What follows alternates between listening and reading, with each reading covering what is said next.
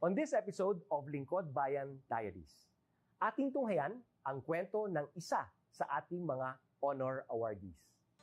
To be a CSC Pag-asa Group Awardee is such an honor. Hindi namin siya inasahan, so we just wanted to put names on the innovations na naibigay namin sa Davao de Oro. Ako po si Joycel R. Odi, Provincial ICT Officer ng Provincial Government of Davao de Oro, Team Leader ng eGov Technical Team. I'm George Danhil M. Duran, Computer Programmer 3. Ako po si Mr. Wilfredo M. Galagala, Information Technology Officer 2. Ako po si Antonio Isimini, Information Technology Officer 2. Ako po si Antonio Salarda Jr., Computer Maintenance Technologist 2. Kay eGov Technical Team are employees of the Provincial ICT Office of the Provincial Government of Davao de Oro. So kami yung gumagawa ng mga systems and innovations and nagsusupport din sa mga na-implement na mga systems sa iba't ibang departamento ng probinsya. Marami kaming projects, actually our systems number up to 40. Especially during the pandemic, so doon talaga nakita on how useful ICT was. During that time, challenge talaga yung team to produce projects to sustain yung online na operations.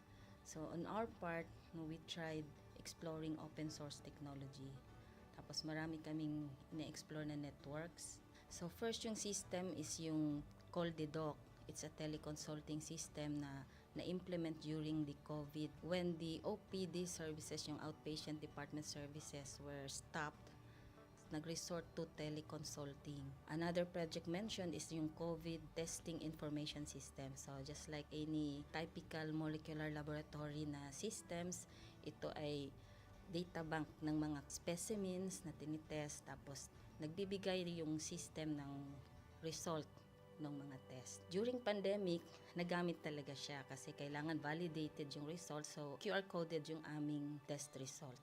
Isang very challenging project namin is yung household profiling and needs assessment.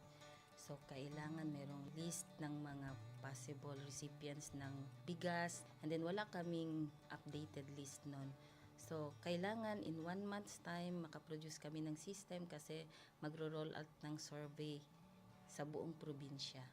Nag-try akong mag-tap sa isang UN organization, yung UNDP. Tapos, nag-request ako kung pwede ba kaming turuan on how to do survey using Kobo Collect. And we were blessed, kahit wala kaming formal agreement, no monetary considerations, tinuruan nila kami. And in 1 month's time, na-produce namin yung app. And then after that, dire-diretso na po.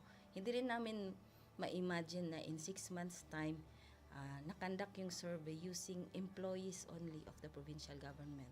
So, nakamobilize kami ng mga 200 plus enumerators. Talagang nilibot yung entire province, 236 barangays, bahay-bahay yan. Tapos, nakuha namin yung data with maps. Na mapping namin yung mga households. So, and very appreciated po yung output ng systems. Kami nasa LGU, na-feel namin yung need na dapat ma-institutionalize yung ICT departments. Nasa digital age na tayo, so hindi pwedeng hindi tayo mag-upgrade or mag-adapt ng ICT. So basically yung ICT, nagagamit siya para